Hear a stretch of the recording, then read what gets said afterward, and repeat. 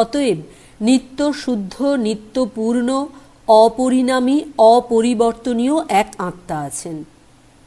তাহার কখনো পরিণাম হয় নাই। আর এই সকল বিভিন্ন পরিণাম সেই একমাত্র আত্মাতে শুধু প্রতীত হইতেছে। উহার উপরে নামরূপ এই সকল বিভিন্ন স্বপ্নচিত্র আঁকিয়াছে। রূপ বা আকৃতি তরঙ্গকে সমুদ্র হইতে পৃথক করিয়াছে। মনে করো তরঙ্গটি মিলাইয়া গেল, তখন কি ওই আকৃতি থাকিবে? উহা একেবারে চলিয়া যাইবে। তরঙ্গের অস্তিত্ব সম্পূর্ণরূপে সাগরের অস্তিত্বের উপর নির্ভর করে, কিন্তু সাগরের অস্তিত্ব তরঙ্গের অস্তিত্বের উপর নির্ভর করে না।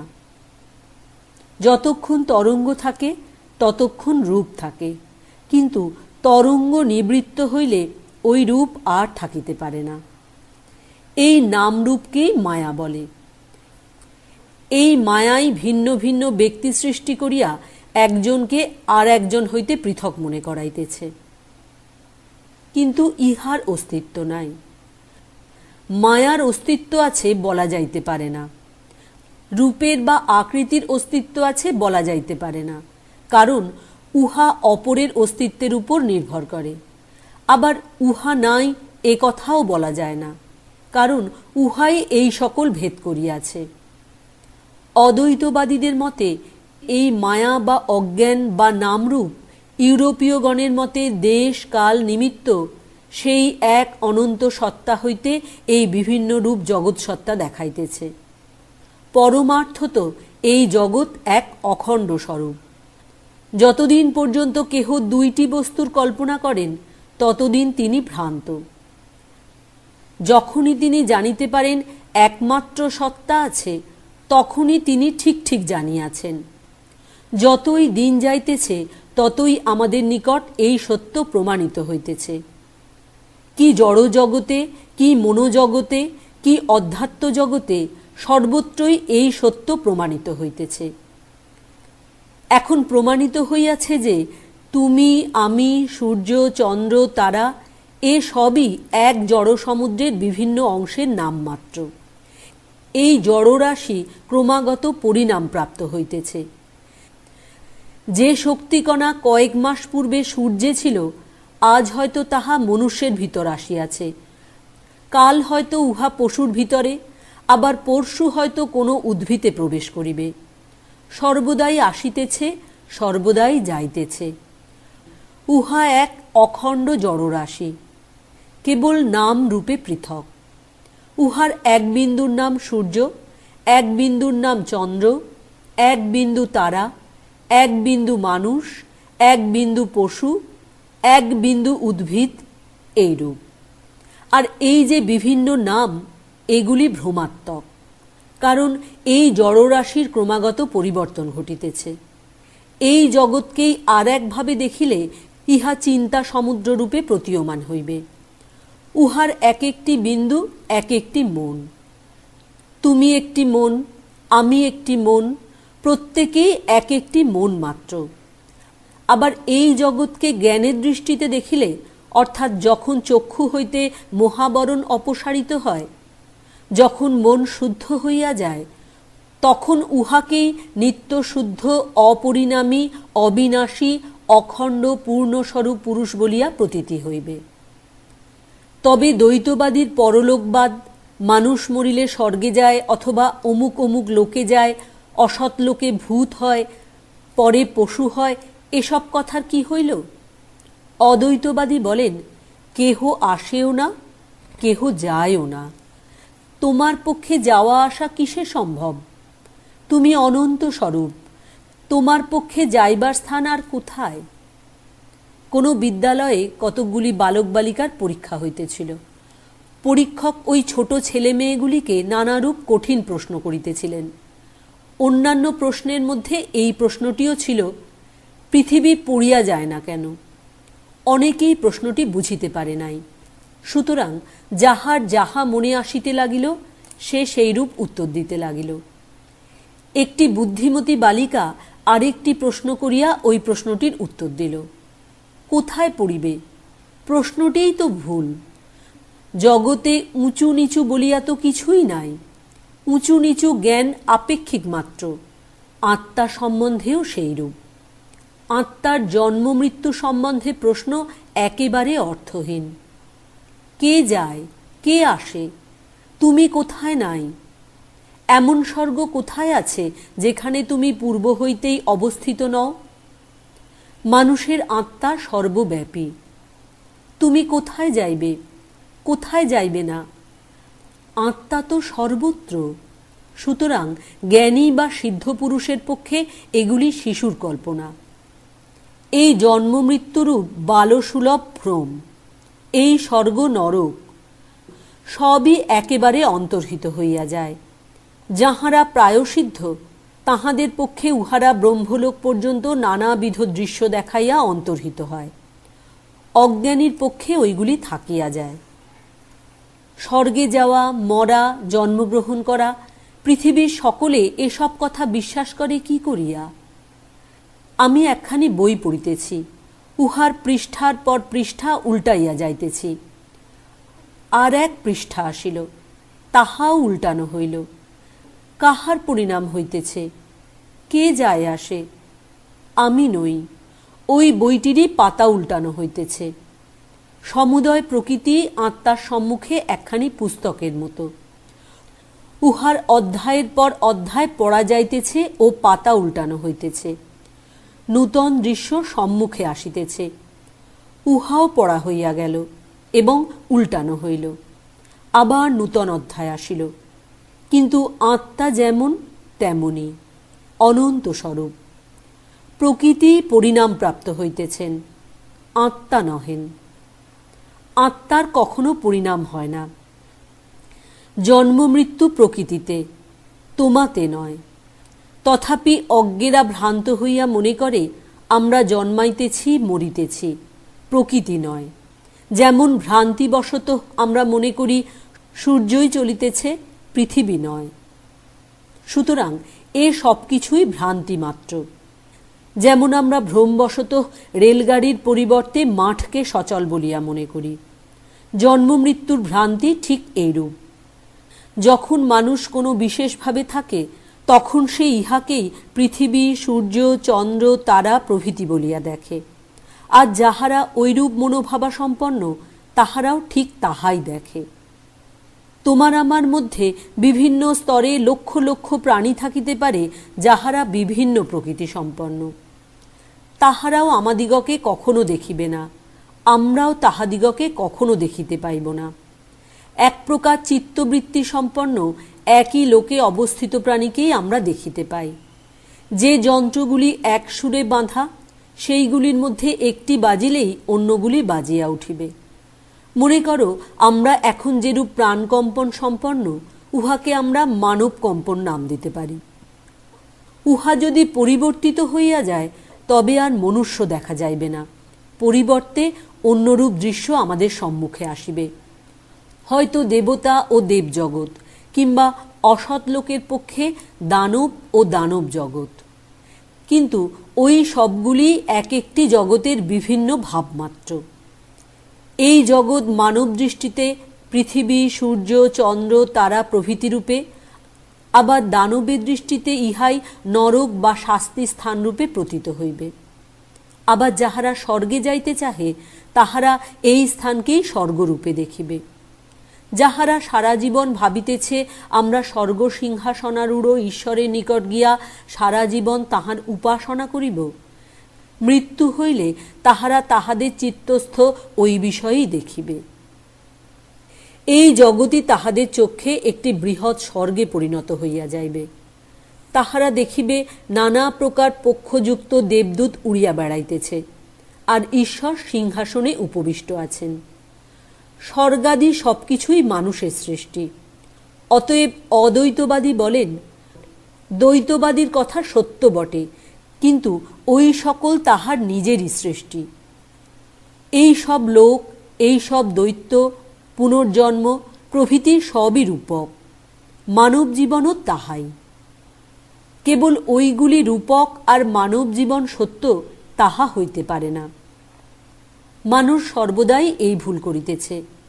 অন্যান্য জিনিস যথা স্বর্গ নরক প্রভৃতিকে রূপক বলিলে তাহারা বেশ বুঝিতে পারে, কিন্তু তাহারা নিজেদের অস্তিত্বকে রূপক বলিয়া কোনো মতে স্বীকার করিতে চায় না।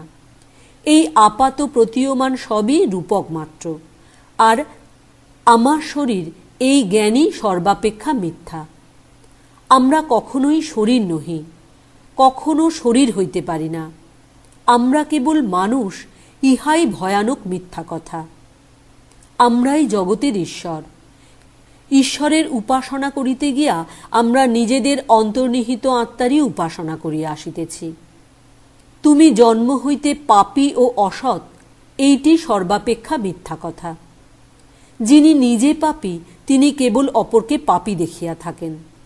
মনে করো এখানে একটি শিশু রহিয়াছে, আর তুমি টেবিলের উপর এক থলি মোহর রাখিলে। মনে করো একজন চোর আসিয়া ওই মোহর লইয়া গেল। শিশুর পক্ষে ওই মোহরের থলির অবস্থান বা অন্তর্ধান উভয়ই সমান। তাহার ভিতরে চোর নাই, সুতরাং সে বাহিরেও চোর দেখে না। পাপী ও অসৎ লোকই বাহিরে পাপ দেখিতে পায়, কিন্তু সাধু পাপ দেখিতে পান না। অত্যন্ত অসাধু পুরুষেরা এই জগৎকে নরক রূপে দেখে। যাহারা মাঝামাঝি লোক তাহারা ইহাকে স্বর্গরূপে দেখে, আর যাহারা পূর্ণ সিদ্ধ পুরুষ তাহারা জগৎকে সাক্ষাৎ ঈশ্বর রূপে দর্শন করেন। তখনই কেবল তাহার দৃষ্টি হইতে আবরণ সরিয়া যায়, আর তখন সেই ব্যক্তি পবিত্র ও শুদ্ধ হইয়া দেখিতে পান তাহার দৃষ্টি সম্পূর্ণ পরিবর্তিত হইয়া গিয়াছে। যে সকল দুঃস্বপ্ন তাহাকে লক্ষ লক্ষ বৎসর ধরিয়া উৎপীড়ন করিতেছিল তাহা একেবারে চলিয়া যায়। আর যিনি আপনাকে এতদিন মানুষ, দেবতা, দানব প্রভৃতি বলিয়া মনে করিতেছিলেন, যিনি আপনাকে কখনো ঊর্ধ্বে, কখনো নিম্নে, কখনো পৃথিবীতে, কখনো স্বর্গে, কখনো বা অন্যত্র অবস্থিত বলিয়া ভাবিতেছিলেন, তিনি দেখিতে পান বাস্তবিক তিনি সর্বব্যাপী। তিনি কালের অধীন নহেন, কাল তাঁহার অধীন। সমুদয় স্বর্গ তাঁহার ভিতরে, তিনি কোনরূপ স্বর্গে অবস্থিত নহেন। আর মানুষ এ পর্যন্ত যত দেবতার উপাসনা করিয়াছে সবই তাহার ভিতরে। মানুষ কোনো দেবতার ভিতরে অবস্থিত নয়। মানুষই দেব, অসুর, মানুষ, পশু, উদ্ভিদ, প্রস্তর প্রভৃতির সৃষ্টিকর্তা। আর তখনই মানুষের প্রকৃত স্বরূপ তাহার নিকট বিশ্বজগৎ অপেক্ষা পূর্ণতর, অনন্তকাল অপেক্ষা সীমাহীন এবং সর্বব্যাপী আকাশ অপেক্ষা ব্যাপক রূপে প্রকাশ পায়। তখনই মানুষ নির্ভয় হইয়া যায়, তখনই মানুষ মুক্ত হইয়া যায়। তখন সব ভ্রান্তি চলিয়া যায়, সব দুঃখ দূর হইয়া যায়, সব ভয় একেবারে চিরকালের জন্য শেষ হইয়া যায়। তখন জন্ম কোথায় চলিয়া যায়, তাহার সঙ্গে মৃত্যুও চলিয়া যায়। দুঃখ চলিয়া যায়, তাহার সঙ্গে সুখও চলিয়া যায়। পৃথিবী উড়িয়া যায়, তাহার সঙ্গে স্বর্গও উড়িয়া যায়। শরীর চলিয়া যায়, তাহার সঙ্গে মনও চলিয়া যায়। সেই ব্যক্তির পক্ষে সমুদয় জগৎই যেন অন্তর্হিত হয়। এই যে শক্তিরাশির নিয়ত সংগ্রাম, নিয়ত সংঘর্ষ, ইহা একেবারে বন্ধ হইয়া যায়। আর যাহা শক্তি ও পদার্থরূপে প্রকৃতির বিভিন্ন চেষ্টারূপে, যাহা স্বয়ং প্রকৃতিরূপে প্রকাশ পাইতেছিল, যাহা স্বর্গ, পৃথিবী, উদ্ভিদ, পশু, মানুষ, দেবতা প্রভৃতি রূপে প্রকাশ পাইতেছিল, সেই সব এক অনন্ত অচ্ছেদ্য অপরিণামী সত্তারূপে প্রতিভাত হয়। আর জ্ঞানী পুরুষ দেখিতে পান তিনি সেই সত্তার সহিত অভিন্ন।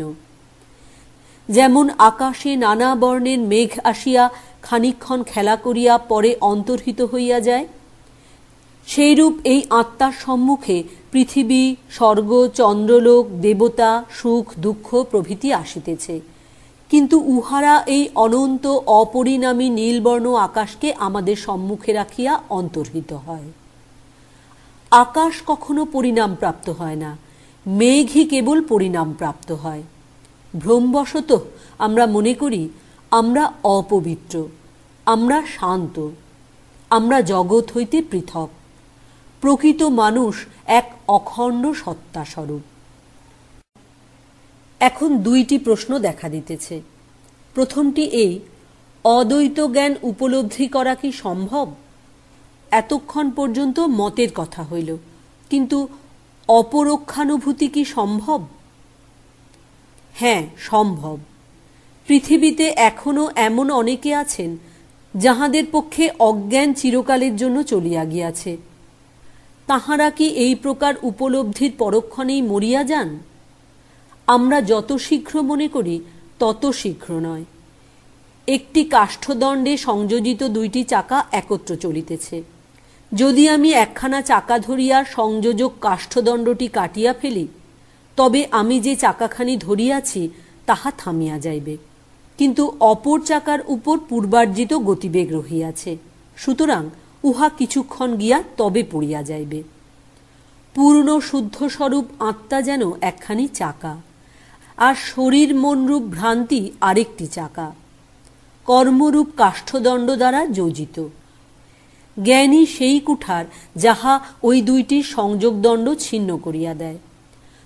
যখন আত্মারূপ চাকা থামিয়া যাইবে, তখন আত্মা আসিতেছেন, যাইতেছেন, অথবা তাহার জন্ম মৃত্যু হইতেছে, এ সকল অজ্ঞানের ভাব পরিত্যক্ত হইবে, আর প্রকৃতির সহিত তাহার মিলিত ভাব, অভাব, বাসনা সব চলিয়া যাইবে। তখন আত্মা দেখিতে পাইবেন তিনি পূর্ণ বাসনারহিত, কিন্তু শরীর মনরূপ অপর চাকার প্রাক্তন কর্মের বেগ থাকিবে। সুতরাং যতদিন না এই প্রাক্তন কর্মের বেগ একেবারে নিবৃত্ত হয়, ততদিন উহারা থাকিবে। ওই বেগ নিবৃত্ত হইলে শরীর মনের পতন হইবে, তখন আত্মা মুক্ত হইবে। তখন আর স্বর্গে যাওয়া বা স্বর্গ হইতে পৃথিবীতে ফিরিয়া আসা নাই, এমনকি ব্রহ্মলোকে গমন পর্যন্ত নাই। কারণ তিনি কোথা হইতে আসিবেন, কোথায় বা যাইবেন? যে ব্যক্তি এই জীবনেই এই অবস্থা লাভ করিয়াছেন, যাহার পক্ষে অন্তত 1 মিনিটের জন্য এই সংসার দৃশ্য পরিবর্তিত হইয়া গিয়া সত্য প্রতিভাত হইয়াছে, তিনি জীবনমুক্ত বলিয়া কথিত হন। এই জীবনমুক্ত অবস্থা লাভ করাই বেদান্ত সাধকের লক্ষ্য। এক সময়ে আমি ভারত মহাসাগরের উপকূলে পশ্চিম ভারতের মরুখণ্ডে ভ্রমণ করিতেছিলাম। আমি অনেক দিন ধরিয়া পদব্রজে মরুভূমিতে ভ্রমণ করিলাম, কিন্তু প্রতিদিন দেখিয়া আশ্চর্য হইতাম যে চতুর্দিকে সুন্দর সুন্দর হ্রদ রহিয়াছে। সেগুলির প্রত্যেকটি চতুর্দিকে বৃক্ষরাজি বিরাজিত, আর ওই জলে বৃক্ষসমূহের ছায়া বিপরীতভাবে পড়িয়া নড়িতেছে। মনে মনে বলিতাম, কি অদ্ভুত দৃশ্য! লোকে ইহাকে মরুভূমি বলে। এই সকল অদ্ভুত হ্রদ ও বৃক্ষরাজি দেখিয়া 1 মাস ভ্রমণ করিলাম। একদিন অতিশয় তৃষ্ণার্ত হওয়ায় আমার একটু জল খাইবার ইচ্ছা হইল। সুতরাং আমি সুন্দর নির্মল হ্রদসমূহের একটির দিকে অগ্রসর হইলাম।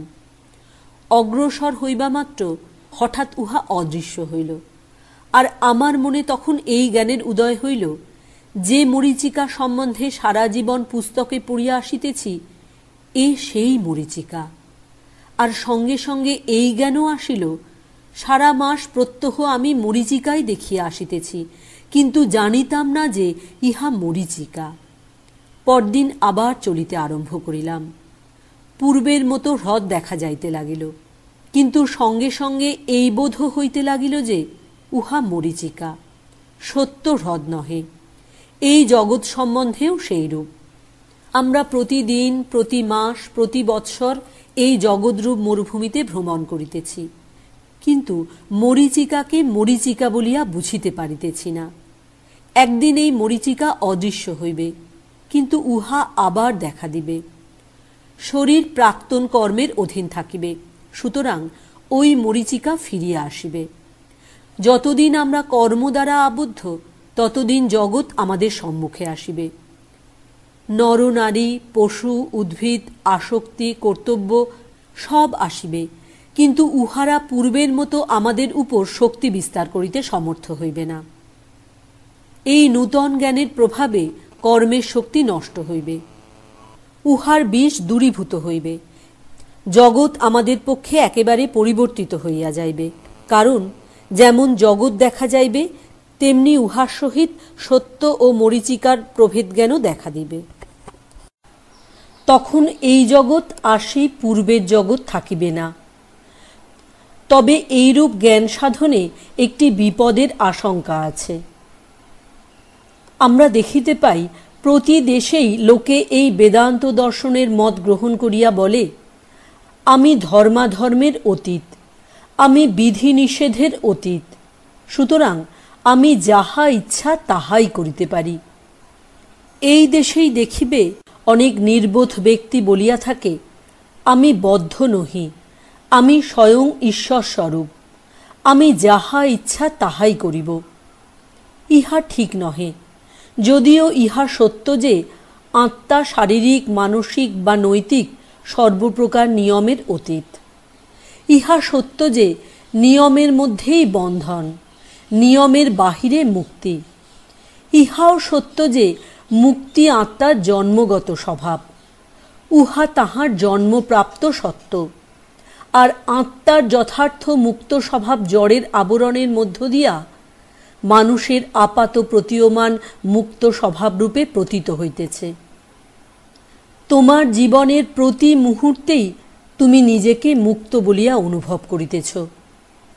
আমরা নিজেকে মুক্ত অনুভব না করিয়া এক মুহূর্ত বাঁচিয়া থাকিতে পারি না, কথা কহিতে পারি না, কিংবা শ্বাস প্রশ্বাসও ফেলিতে পারি না।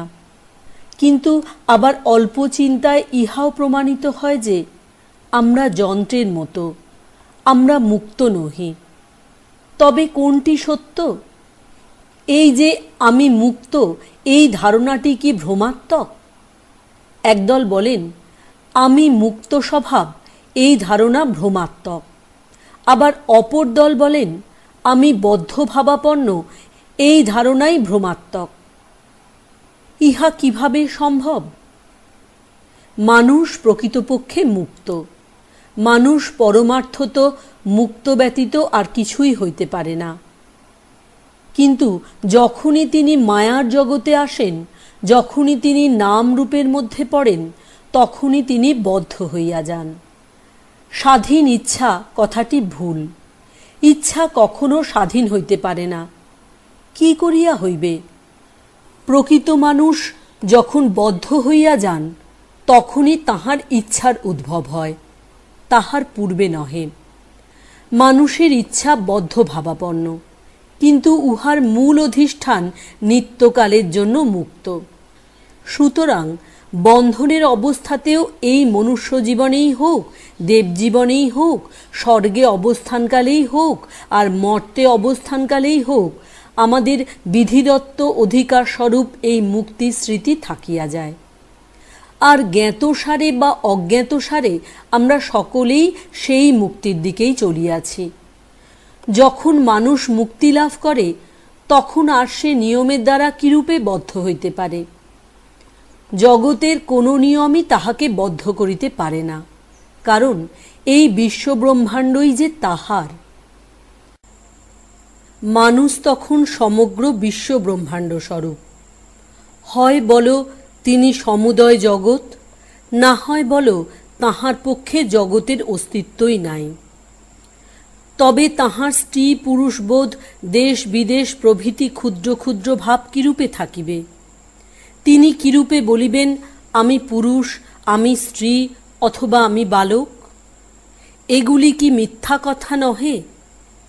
তিনি জানিয়াছেন এসব মিথ্যা। তখন তিনি এইগুলি পুরুষের অধিকার, এইগুলি নারীর অধিকার, এ কথা কিরূপে বলিবেন? কাহারও কোনো অধিকার নাই, কাহারও স্বতন্ত্র অস্তিত্ব নাই। পুরুষ নাই, স্ত্রীও নাই, আত্মা লিঙ্গহীন, নিত্য শুদ্ধ।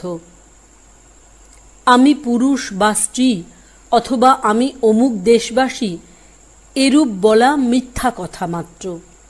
সারা পৃথিবী আমার দেশ, সমুদয় জগৎই আমার, কারণ ইহারি দ্বারা আমি নিজেকে আবৃত করিয়াছি। জগৎই আমার শরীর হইয়াছে। কিন্তু আমরা দেখিয়াছি অনেকে দার্শনিক বিচারের সময় এইসব কথা বলিয়া কাজের সময় নোংরা কাজ করিয়া বেড়ায়। আর যদি আমরা তাহাদিগকে জিজ্ঞাসা করি কেন তোমরা এরূপ করিতেছ? তাহারা উত্তর দিবে, এ তোমাদের বুঝিবার ভ্রম। আমাদের দ্বারা কোনো অন্যায় কার্য হওয়া অসম্ভব। এই সকল লোককে পরীক্ষা করিবার উপায় কি? উপায় এই, যদিও ভালো মন্দ উভয়ই আত্মার খণ্ড প্রকাশ মাত্র, তথাপি অসৎ ভাব আত্মার বাহ্য আবরণ, আর সৎ ভাব মানুষের প্রকৃত স্বরূপ যে আত্মা, তাহার অপেক্ষাকৃত নিকটতর আবরণ। যতদিন না মানুষ অসৎ এর স্তর ভেদ করিতে পারিতেছে, ততদিন সতের স্তরে পৌঁছিতে পারিবে না। আর যতদিন না মানুষ সৎ উভয় স্তর ভেদ করিতে পারিতেছে, ততদিন আত্মার নিকট পৌঁছিতেই পারিবে না। আত্মার নিকট পৌঁছিলে আর কি অবশিষ্ট থাকে? অতি সামান্য কর্ম, অতীত জীবনের কার্যের অতি সামান্য বেগই অবশিষ্ট থাকে। কিন্তু এ বেগ শুভকর্মেরই বেগ। যতদিন না অসৎকর্মের গতিবেগ একেবারে রহিত হইয়া যাইতেছে, যতদিন না পূর্বের অপবিত্রতা একেবারে দগ্ধ হইয়া যাইতেছে, ততদিন কোনো ব্যক্তির পক্ষে সত্যকে প্রত্যক্ষ দর্শন ও উপলব্ধি করা অসম্ভব। সুতরাং যিনি আত্মার নিকট পৌঁছিয়াছেন, যিনি সত্যকে প্রত্যক্ষ করিয়াছেন, তাহার কেবল অতীত জীবনের শুভ সংস্কার, শুভ বেগগুলি অবশিষ্ট থাকে। শরীরে বাস করিলেও এবং অনবরত কর্ম করিলেও তিনি কেবল সৎকর্ম করেন। তাহার মুখ সকলের উদ্দেশ্যে কেবল আশীর্বাদ বর্ষণ করে।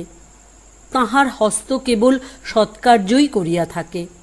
তাহার মন কেবল সৎ চিন্তা করিতেই সমর্থ। তাহার উপস্থিতি তিনি যেখানেই যান না কেন সর্বত্র মানবজাতির মহাকল্যাণকর। এরূপ ব্যক্তির দ্বারা কোনো অসৎকর্ম কি সম্ভব? তোমাদের স্মরণ রাখা উচিত, প্রত্যক্ষানুভূতি ও শুধু মুখে বলার মধ্যে আকাশ পাতাল প্রভেদ। অজ্ঞান ব্যক্তিও নানা জ্ঞানের কথা বলিয়া থাকে, তোতা পাখিও ঐরূপ বকিয়া থাকে। মুখে বলা এক, উপলব্ধি আর এক। দর্শন, মতামত, বিচার, শাস্ত্র, মন্দির, সম্প্রদায় প্রভৃতি কিছুই মন্দ নয়, কিন্তু এই প্রত্যক্ষানুভূতি হইলে ওসব আর থাকে না। মানচিত্র অবশ্য উপকারী, কিন্তু মানচিত্রে অঙ্কিত দেশ প্রত্যক্ষ করিয়া আসিয়া তারপর আবার সেই মানচিত্রের দিকে দৃষ্টিপাত করো, তখন দেখিবে কত প্রভেদ। সুতরাং যাহারা সত্য উপলব্ধি করিয়াছেন, তাহাদিগকে আর উহা বুঝিবার জন্য যুক্তিতর্ক প্রভৃতি মানসিক ব্যায়ামের আশ্রয় লইতে হয় না। উহা তাহাদের মর্মে মর্মে প্রবিষ্ট হইয়াছে। উহা তাহাদের জীবনের জীবন। বেদান্তবাদীর ভাষায় বলিতে গেলে বলিতে হয়, উহা যেন তাহার করামল কবচ হইয়াছে। প্রত্যক্ষ উপলব্ধিকারীরা অসংকোচে বলিতে পারেন, এই যে আত্মা রহিয়াছে। তুমি তাহাদের সহিত যতই তর্ক করো না কেন, তাহারা তোমার কথায় শুধু হাসিবেন। তাহারা উহা শিশুর আবোল তাবোল বলিয়া মনে করিবেন। শিশুর আধো আধো কথায় তাহারা বাধা দেন না। তাহারা সত্য উপলব্ধি করিয়া ভরপুর হইয়া আছেন। মনে করো তুমি একটি দেশ দেখিয়া আসিয়াছ, আর অপর একজন ব্যক্তি তোমার নিকট আসিয়া এই তর্ক করিতে লাগিল, ওই দেশের কখনো অস্তিত্বই নাই। এইভাবে সে ক্রমাগত তর্ক করিয়া যাইতে পারে, কিন্তু তাহার প্রতি তোমার এই মনোভাব হইবে যে এ ব্যক্তি উন্মাদাগারে যাইবারই উপযুক্ত। এইরূপ যিনি ধর্মের প্রত্যক্ষ উপলব্ধি করিয়াছেন, তিনি বলেন, জগতে ধর্ম সম্বন্ধে যেসব কথা শোনা যায়, সেগুলি কেবল শিশুর আধো আধো কথা মাত্র। প্রত্যক্ষানুভূতি ধর্মের সার কথা। ধর্ম উপলব্ধি করা যাইতে পারে। প্রশ্ন এই, তুমি কি উহার জন্য প্রস্তুত হইয়াছ? তুমি কি ধর্ম উপলব্ধি করিতে চাও? যদি তুমি ঠিক ঠিক চেষ্টা করো, তবে তোমার প্রত্যক্ষ উপলব্ধি হইবে। তখনই তুমি প্রকৃতপক্ষে ধার্মিক হইবে। যতদিন না তোমার এই উপলব্ধি হইতেছে ততদিন তোমাতে ও নাস্তিকে কোনো প্রভেদ নাই। নাস্তিকেরা তবু অকপট, কিন্তু যে বলে ধর্ম আমি বিশ্বাস করি অথচ কখনো উহা প্রত্যক্ষ উপলব্ধি করিতে চেষ্টা করে না, সে অকপট নহে। পরবর্তী প্রশ্ন এই, উপলব্ধির পরে কি হয়? মনে করো জগতের এক অখণ্ড সত্তা উপলব্ধি করিলাম। আমরাই যে সেই একমাত্র অনন্ত পুরুষ, ইহা অনুভব করিলাম। মনে করো আমরা জানিতে পারিলাম আত্মাই একমাত্র আছেন, আর তিনি বিভিন্নভাবে প্রকাশ পাইতেছেন। এইরূপ জানিতে পারিলে আমাদের কি হইবে? তাহা হইলে আমরা কি এক কোণে নিশ্চেষ্ট হইয়া বসিয়া মরিয়া যাইব? ইহা দ্বারা জগতের কি উপকার হইবে? আবার সেই পুরাতন প্রশ্ন। প্রথমত জিজ্ঞাসা করি, উহা দ্বারা জগতের উপকার হইবে কেন? ইহার কি কোনো যুক্তি আছে? লোকের এই প্রশ্ন করিবার কি অধিকার আছে ইহাতে কি লোকের উপকার হইবে? ইহার অর্থ কি? ছোট ছেলে মিষ্টান্ন ভালোবাসে। মনে করো তুমি তড়িতের বিষয়ে কিছু গবেষণা করিতেছ। শিশু তোমাকে জিজ্ঞাসা করিল, ইহাতে কি মিষ্টি কেনা যায়? তুমি বলিলে না। তত্ত্বজ্ঞানের আলোচনায় ব্যাপৃত দেখিলেও লোকে এইরূপ জিজ্ঞাসা করিয়া বসে, ইহাতে জগতের কি উপকার হইবে? ইহাতে কি আমাদের টাকা হইবে? না, তবে ইহাতে আর উপকার কি? জগতের হিত করা অর্থে মানুষ এইরূপই বুঝিয়া থাকে। তথাপি ধর্মের এই প্রত্যাখ্যানুভূতি জগতের যথার্থ উপকার করিয়া থাকে। লোকের ভয় হয় যখন সে এই অবস্থা লাভ করিবে, যখন সে উপলব্ধি করিবে সবই এক, তখন তাহার প্রেমের প্রস্রবণ শুকাইয়া যাইবে। জীবনে যাহা কিছু মূল্যবান সব চলিয়া যাইবে। ইহজীবনে ও পরজীবনে তাহাদের ভালোবাসার আর কিছুই থাকিবে না। কিন্তু লোকে একবার ভাবিয়া দেখে না যে, যে সকল ব্যক্তি নিজ সুখ চিন্তায় একরূপ উদাসীন, তাহারাই জগতে সর্বশ্রেষ্ঠ কর্মী হইয়াছেন। তখনই মানুষ যথার্থ ভালোবাসে যখন সে দেখিতে পায় তাহার ভালোবাসার জিনিস কোনো ক্ষুদ্র মর্ত জীব নহে। তখনই মানুষ যথার্থ ভালোবাসিতে পারে যখন সে দেখিতে পায় তাহার ভালোবাসার পাত্র খানিকটা মৃত্তিকা খণ্ড নহে, তাহার প্রেমাস্পদ স্বয়ং ভগবান। স্ত্রী যদি ভাবেন স্বামী সাক্ষাৎ ব্রহ্মস্বরূপ, তবে তিনি স্বামীকে আরও অধিক ভালোবাসিবেন, স্বামীও স্ত্রীকে অধিক ভালোবাসিবেন, যদি তিনি জানিতে পারেন স্ত্রী স্বয়ং ব্রহ্মস্বরূপ।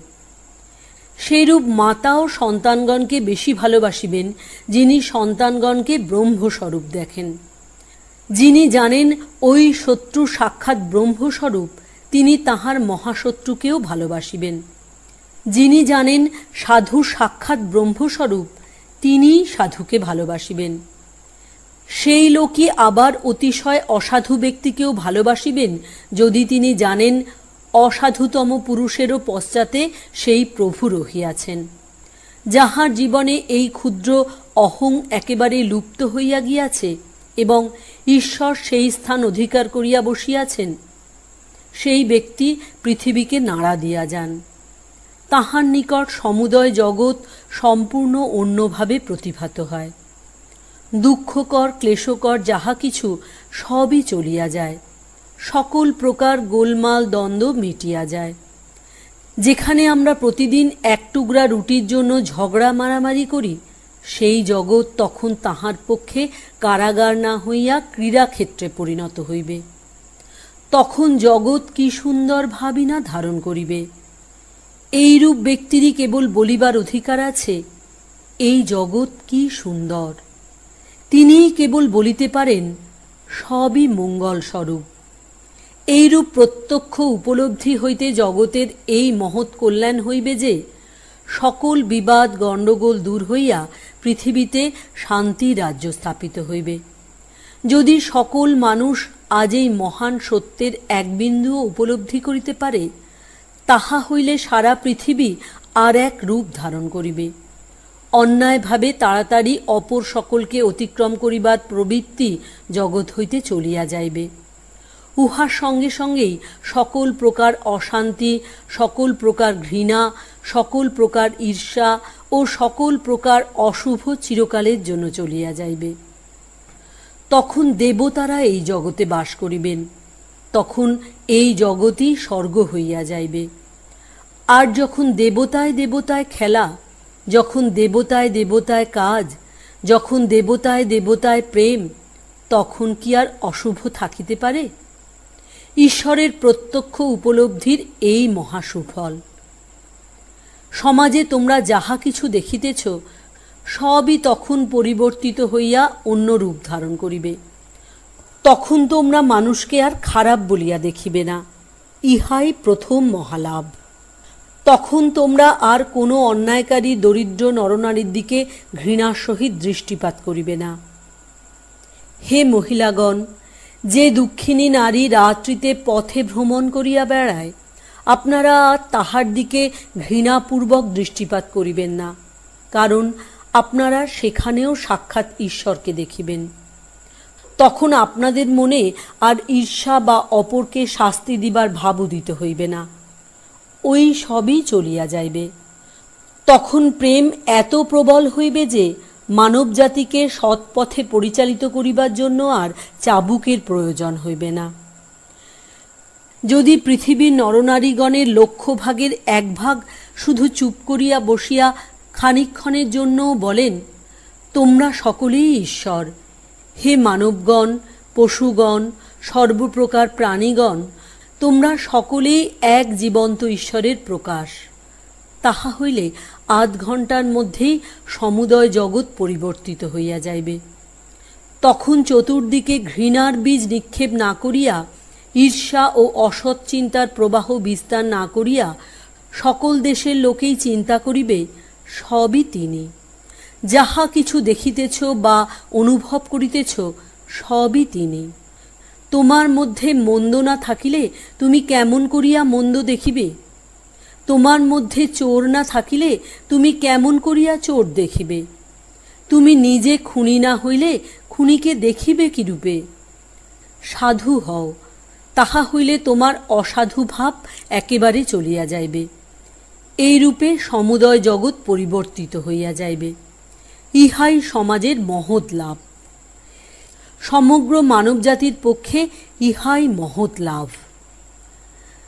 ভারতে প্রাচীনকালে এই সকল ভাব গভীরভাবে চিন্তা করিয়া ব্যক্তিগত জীবনে অনেকে কার্যে পরিণত করিয়াছিলেন। কিন্তু শিক্ষাদাতা গুরুগণের সংকীর্ণতা এবং দেশের পরাধীনতা প্রভৃতি নানাবিধ কারণে এই সকল চিন্তা চতুর্দিকে প্রচারিত হইতে পায় নাই। তাহা না হইলেও এগুলি মহাসত্য। যেখানেই এগুলির প্রভাব বিস্তৃত হইয়াছে, সেইখানেই মানুষ দেবভাবাপন্ন হইতেছে। এইরূপ একজন দেব প্রকৃতির মানুষের দ্বারা আমার সমুদয় জীবন পরিবর্তিত হইয়া গিয়াছে। ইহার সম্বন্ধে আগামী রবিবার তোমাদের নিকট বলিব। এখন এই সকল ভাব জগতে প্রচারিত হইবার সময় আসিতেছে। মঠে আবদ্ধ না থাকিয়া, কেবল পণ্ডিতদের পাঠের জন্য দার্শনিক গ্রন্থগুলিতে আবদ্ধ না থাকিয়া, কেবল কতকগুলি সম্প্রদায়ের এবং কতকগুলি পণ্ডিত ব্যক্তির একচেটিয়া অধিকারে না থাকিয়া ওইগুলি সমুদয় জগতে প্রচারিত হইবে, যাহাতে ওই সকল ভাব সাধু, পাপী, আবাল, বৃদ্ধ, বনিতা, শিক্ষিত, অশিক্ষিত সকলেরই সাধারণ সম্পত্তি হইতে পারে। তখন এই সকল ভাব জগতের বায়ুতে খেলা করিতে থাকিবে। আর আমরা শ্বাস প্রশ্বাসে যে বায়ু গ্রহণ করিতেছি, তাহার প্রত্যেক তালে তালে ধ্বনিত হইবে তত্ত্বমসি। এই অসংখ্য চন্দ্র সূর্যপূর্ণ সমুদয় ব্রহ্মাণ্ডে ভাষণক্ষম প্রত্যেক জীবের কণ্ঠে সমস্বরে উচ্চারিত হইবে তত্ত্বমসি।